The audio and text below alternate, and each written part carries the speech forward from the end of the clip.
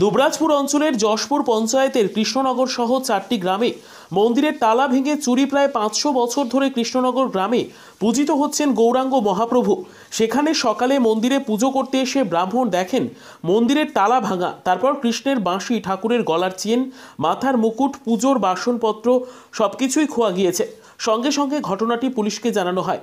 Police বিষয়টি তদন্ত করে দেখছে। যদিও সেবায়েতের তরফ থেকে শুভেন্দু ব্যানার্জি দাবি করেন 3-4 লক্ষ টাকার সম্পত্তি খোয়া গিয়েছে এই মন্দিরে।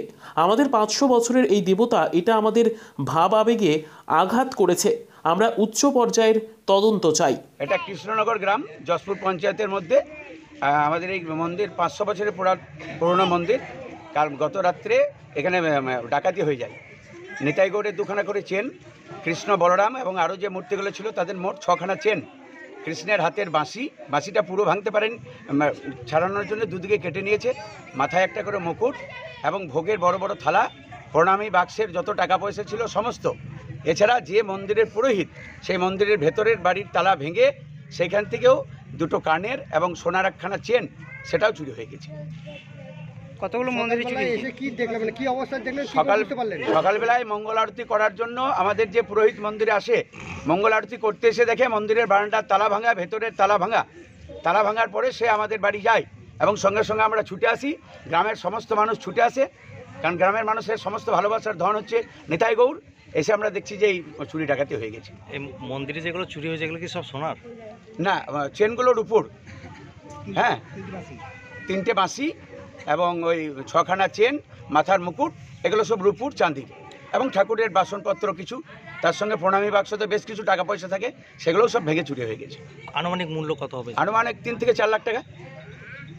কটা তালা ভেঙেছে? তালা ভেঙেছে 2খানা, 4খানা, 5খানা। পুলিশ প্রশাসনকে খবর দিয়েছেন? পুলিশ প্রশাসন এসেছে এবং এটা আমরা আরও উচ্চ স্তরের তদন্ত চাইছি। এসপি আসুক, দরকার হলে কুকুর নিয়ে আসুক, কারণ এর সঙ্গে পুরো এলাকার মান সম্মান জড়িয়ে আছে। 500 বছরের এই ধরনের কোনো ইতিহাস নেই।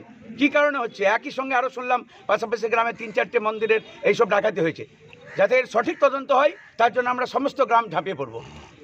আপনার নামটা? আমার নাম শুভেন্দু ব্যানার্জি। আপনি? কৃষ্ণনগর শুভেন্দু ব্যানার্জি। আপনি কে? আমি এই মন্দিরের সঙ্গে যুক্ত, আমার দাদা মন্দিরের সেবাই।